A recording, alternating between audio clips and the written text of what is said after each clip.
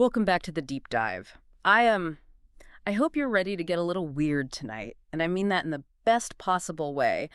We are settling in for what I can only describe as a pretty mind-bending late-night conversation. So, dim the lights, get comfortable, maybe grab a warm beverage or a glass of wine if that's your thing, because where we are going, standard physics just do not apply. They really don't. Uh, And I think chilling is the right word for the vibe we have today. mm, It's relaxed, but there are some concepts in this material that they give you those goosebumps. yeah. The kind where you realize the world is much, much bigger than you thought it was, 5 minutes ago. Exactly.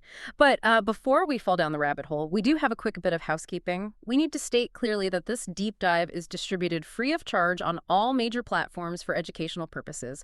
We are here to learn, to explore, and to share this information freely. Right, because knowledge is for everyone. Absolutely. Okay, let's get into the hook. And frankly, this is the most charmingly bizarre hook we've had in a while.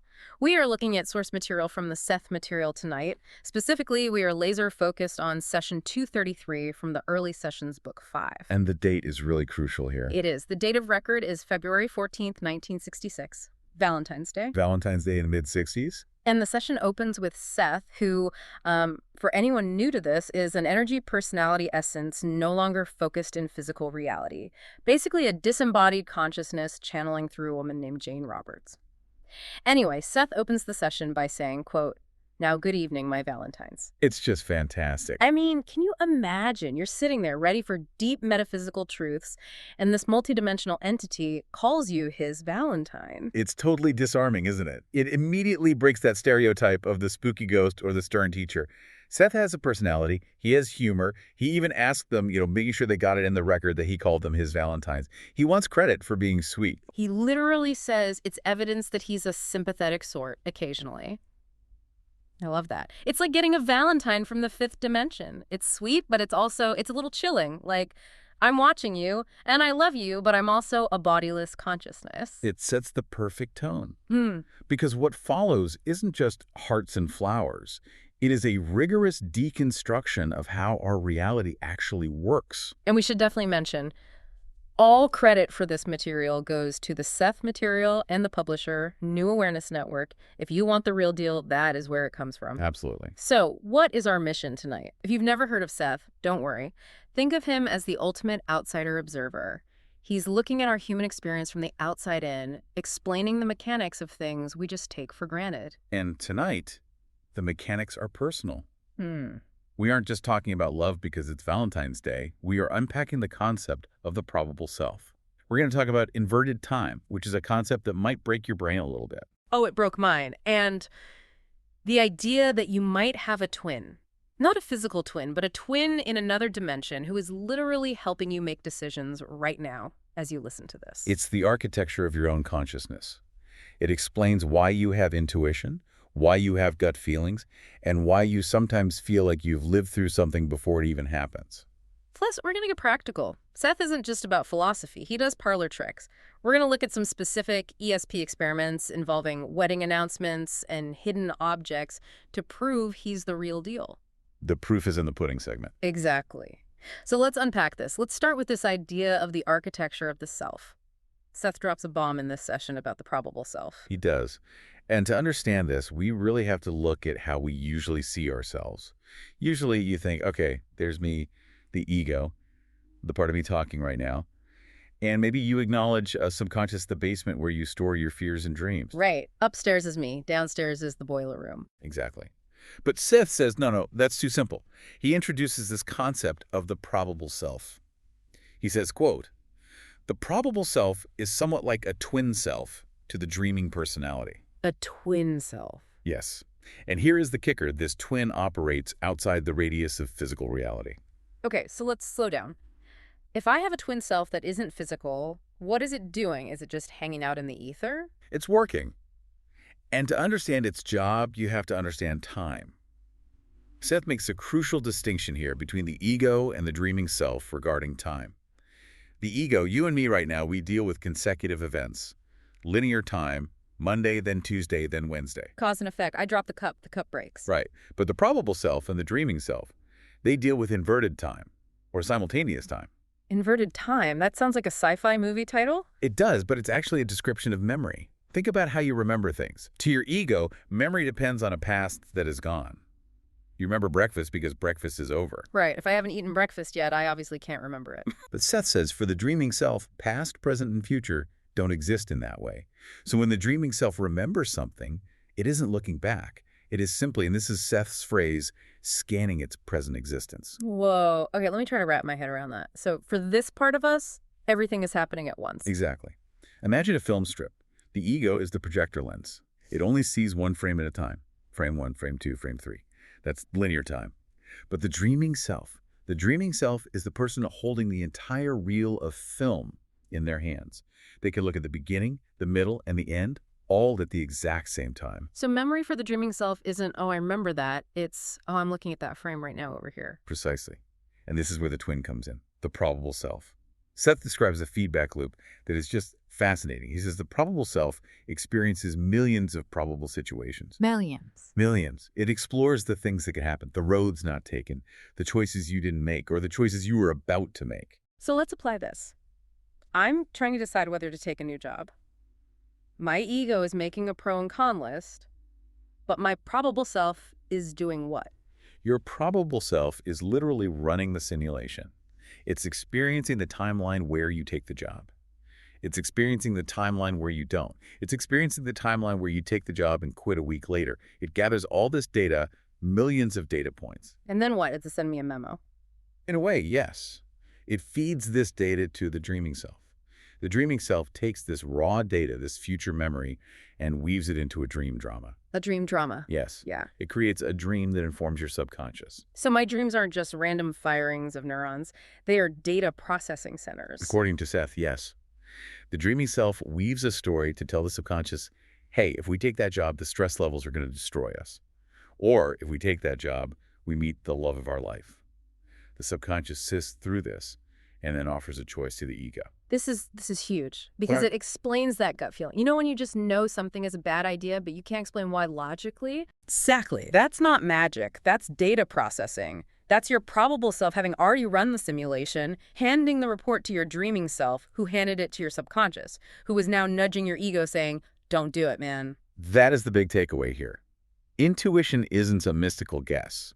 It is a calculated result from a part of you that has access to more data than your conscious mind can handle. It makes you feel a lot less lonely in your own head, doesn't it? Like you have a support staff. You have a whole dedicated IT department and risk assessment team running 24/7 in the background. But here's the question then. If I have this super smart, probable self-running simulations and the subconscious vetting the data, who is actually in charge? Because I definitely still make stupid decisions. Don't we all? And Seth addresses this directly in segment 2. He says quite clearly that the probable self does not make the decision. It's just the analyst. Right. It provides the raw data. It says, here are the outcomes of these million scenarios. The subconscious acts as the middleman. It makes value judgments. It looks at the data and says, okay, the ego can handle this. Or the ego would crumble if it knew this. So the subconscious is like the chief of staff. It decides what gets to the president's desk. Perfect analogy. The ego is the president. The subconscious filters the intelligence reports. But here is the problem, and Seth highlights the humor in this era. The ego is stubborn. The stubborn ego. I feel seen. Seth points out that even when the subconscious gives the ego the right answer based on all that incredible data, the ego often refuses to make the decision, or makes a wrong one just to be obstinate. It's like, I know I shouldn't eat that third slice of pizza. My stomach is already telling me no. My future self is screaming no, but I want it. Exactly. And Seth notes that the ego cannot afford to realize all this data constantly. He quotes, "It cannot afford to generally, since all its focused energy must be used in the maintenance and manipulation of physical actuality." That makes total sense. If I were constantly aware of a million probable futures, I'd be paralyzed. I wouldn't be able to walk across the street. Right. You need tunnel vision to function in 3D reality. The ego needs to focus on this cup, this moment. But there's an interesting twist Seth mentions. Sometimes, if a decision is truly dangerous, existentially dangerous, the subconscious will override the ego. Override it, like a safety shutdown. Yes. Seth says, quote, occasionally when a decision has been made by the ego, the subconscious will change it because the decision is obviously such an unwise one. That is fascinating. Have you ever done something where you're like, I was going to go to that party, but then my car wouldn't start, or I just suddenly felt sick and stayed home, and then something bad happened at the party? That could absolutely be the subconscious pulling the emergency brake. It knows the probable self saw a disaster, so it intervenes physically or emotionally to stop the ego from walking off a cliff. I love the idea that we are being babysat by ourselves. It's a comforting thought. But it also raises a question. Can we talk to this probable self? Can we get the data directly? Cut out the middleman. Seth says yes via hypnosis. But he adds a massive caveat. He says the probable self lies on the other side of the subconscious. It is deep. And the problem is verification. Verification. Just think about it. If you hypnotize someone and they channel their probable self, that self would start talking about events that never happened in this timeline. Oh, right. They would say, oh, yes, I remember when we moved to Chicago in 1995. And the ego would say, we never lived in Chicago. To a standard psychologist, that sounds like delusion. It sounds like insanity. You'd be diagnosed with false memories or schizophrenia, but in reality, you're just accessing the memory of the twin who did move to Chicago in a probable timeline. Exactly. So Seth warns that it is incredibly difficult to navigate because the probable self's reality doesn't match the physical evidence we have here. Man, that is trippy. It really makes you rethink mental health, memory, everything. It does. And if that wasn't enough, Seth zooms out even further. We aren't just talking about your life right now. We are talking about the history of the soul. Segment 3 brings us to reincarnation and the Stone Ages. This part really caught my attention because Seth challenges the whole tabula rasa idea, the blank slate. Yes. Modern science, especially in the 60s, but even now, often relies on genetics or biochemistry to explain why we are the way we are. Seth says, quote, learning to some extent is indeed passed on through the genes. But this is a physical materialization of inner knowledge achieved and retained from past lives. So we aren't just biological machines learning from scratch. No. Seth argues that if we were truly blank slates at birth, if the human organism just sprung full-blown into existence and had to learn everything from zero, we would still be in the Stone Ages. That's the aha moment for me. The reason we advance, the reason a child can learn language so fast, the reason we have empathy or complex social structures is not just physical evolution, it's that we've done this before. We are standing on the shoulders of our own past selves. The inner layers of the self retain the knowledge. The ego might be new, but the foundation is ancient. And speaking of ancient, Seth drops a detail here that I think is one of the most provocative things in the whole session. He talks about the Stone Ages, plural. Many Stone Ages. He says, quote, there have been many Stone Ages on your planet where new identities began their first experience with physical existence and changed the face of the earth as they progressed. This completely upends our linear view of history. We think cavemen, then fire, then the wheel, then the smartphone, a straight line. Right. Constant progress. Seth is suggesting history is cyclical, that there are waves. A wave of new souls enters new identities, and they start in a Stone Age condition. They learn, they grow, they build civilizations, and perhaps they move on or transcend. And then another wave comes, another Stone Age. So Earth is like a schoolhouse. And every September, a new class of kindergartners comes in and has to learn how to use crayons again. That is a brilliant analogy.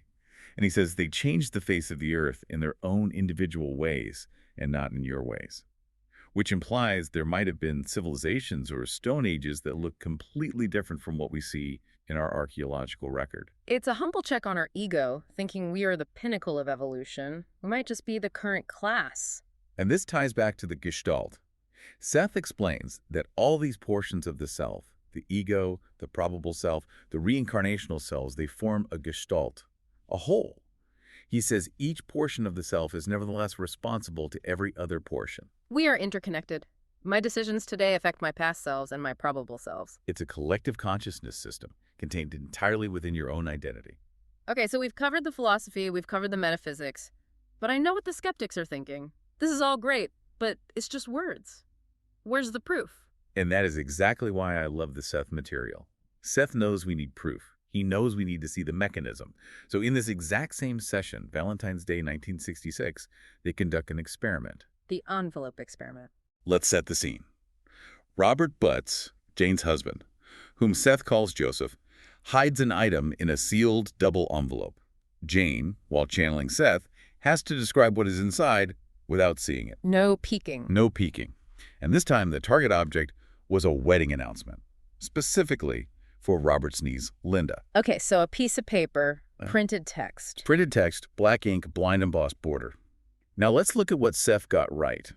Because it's not just about guessing. It's about how he sees it. Right.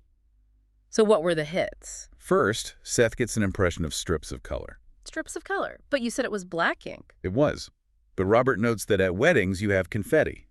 Seth was picking up on the concept or the energy of the event associated with the paper, not just the physical paper itself. He called it distorted, but he saw strips of color. Okay, that's a partial hit maybe. What else? He got grand affair and ball. A ball. Like a dance. Yes.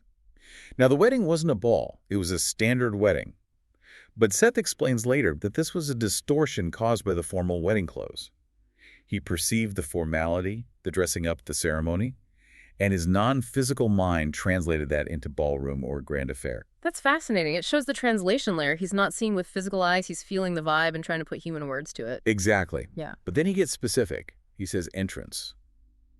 And he specifically relates it to an altar area. Okay, entrance is a little vague. Every wedding has an entrance. True. But the context was incredibly specific.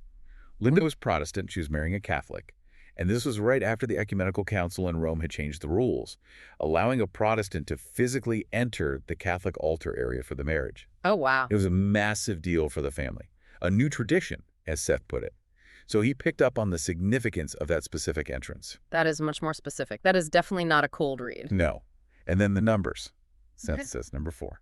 There were 4 parents involved in the wedding announcement, the bride's parents and the groom's parents. Okay, makes sense. And then the wildest one, Seth says 66. 66. The year was 1966. The announcement had a date on it. But here is where we get to see the mechanics of distortion, which I find just fascinating. Seth explains how he got to 66. Yeah, explain that. Because to us, you just read the date. Seth doesn't read. Yeah. He perceived the number 6 twice. He saw a 6 and another 6. And he says he thought it was significant, so he started counting up to get there. He says, quote, the numbers 3, 4, 5, 6, 6 being significant. Wait, so he saw a 6, and to confirm it or focus on it, he had to count 1, 2, 3, 4, 5, 6. Yes. He essentially used a mental device counting to lock onto the signal of the number 6. Robert Buds notes that Seth had done this before in a previous session to pinpoint a salary raise amount. That is hilarious. It is. It's like, here is this all-knowing, multidimensional entity who can explain the probable self and inverted time, but when he sees a number on a piece of paper, he has to count on his fingers like a kindergartner to make sure he's got it right. It humanizes the process so much. It shows that translating physical data into non-physical consciousness is work. It's highly technical. He gets confused. He thought the wedding was a ball because of the clothes. He had to count to find the date. But he was precise about the emotional dynamics, the disturbance with the grandmother, the relief of the bride. He nailed the emotions better than the physical facts. Which totally makes sense. He's an energy personality. Emotion is energy. Physical ink on paper is denser, harder to read. That actually gives the whole thing more credibility to me. If he just rattled off the text perfectly, I'd suspect a trick. But the way he gets it wrong and then explains why he got it wrong feels authentic to the struggle of translation. Agreed. And he also mentions a Dr. In-Stream experiment in this session. Right, the other test. He describes a green object, rectangular, book shape, 4th book on a shelf, page 98, and a description of a seance. This was a remote viewing test for a completely different person, Dr. In-Stream. Showing that he's not just reading minds in the room, he can cast his net wide. Exactly. Okay, let's pivot to the dream analysis, because this session also deals with a very vivid dream Jane had. Yes, Jane's dream. She dreamt she was on a bed delivering twins. Twins again. We have the twin self and now twin babies. The theme is strong today. In the dream, she delivers twins without pain. And the doctor holds them up and she thinks, oh no, twins, really, this is too much. Very relatable. But then she's reassured only one baby is involved. And she's pleased the delivery was so incredibly easy. So Freud would have a field day with this. But what does Seth say? Seth cuts right through the literalism. He says it is not a physical pregnancy. Jane was worried about having children or not having them. But Seth says this represents a creative endeavor. The ESP book she was writing. Seth says the twins' symbolism appeared because Jane thought it was 2 separate tasks. She saw the work as divided. But Seth reassures her, just like the doctor in the dream, that one unified product is the result. And the no pain part. This is beautiful. Seth says the painless birth signifies that the work will come from psychic motion and intuition, not logic or laborious effort. If you try to birth a creative project with just your logical brain, it's painful. It's hard labor. Grinding it out. Exactly.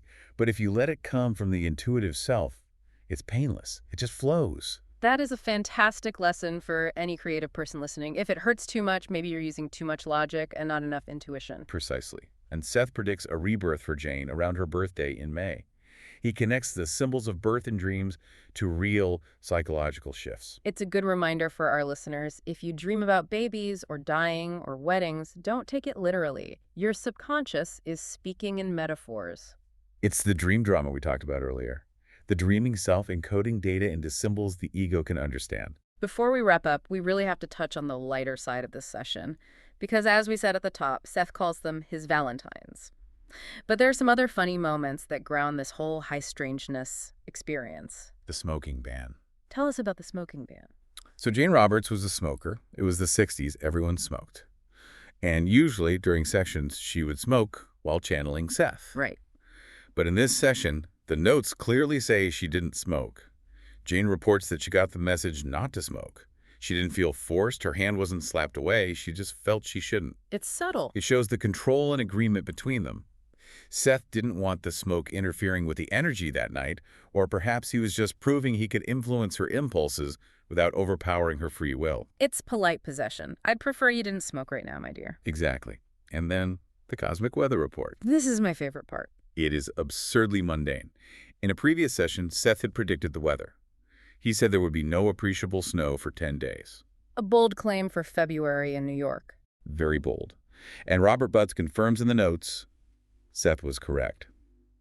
The 10-day window closed, and exactly 3 hours later, a massive snowstorm started. 3 hours later. Talk about precision. I love the image of them sitting there asking this entity who explains the vast nature of time and the soul, hey, Seth, do I need to shovel the driveway next Tuesday? And Seth actually answers. It grounds the spooky stuff in reality.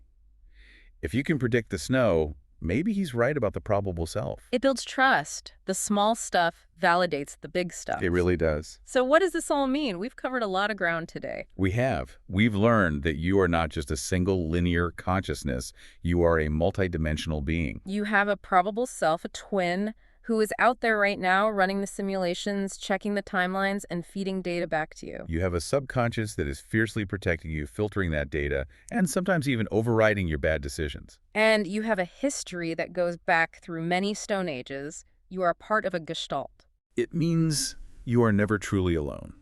And your decisions are never truly isolated.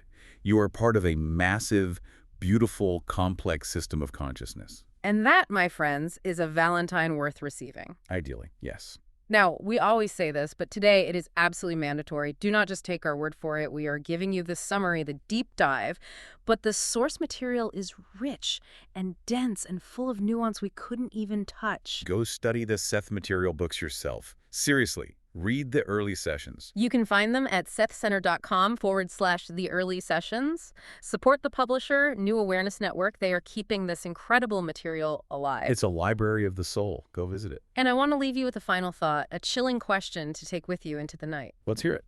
Seth mentioned that the probable self has millions of probable situations at its command. Think about your day today. Did you experience a strong sense of déjà vu? Or maybe a sudden, inexplicable gut feeling to change your route to work? Or a sudden hesitation before sending a text? Was it random? Was it random? Or was that your probable self, your twin, whispering to you from a timeline where you didn't change your route? Whispering to you about a disaster you narrowly avoided, or a joy you need to seize? Listen to the whispers. Happy Valentine's Day from the fifth dimension. Thanks for listening.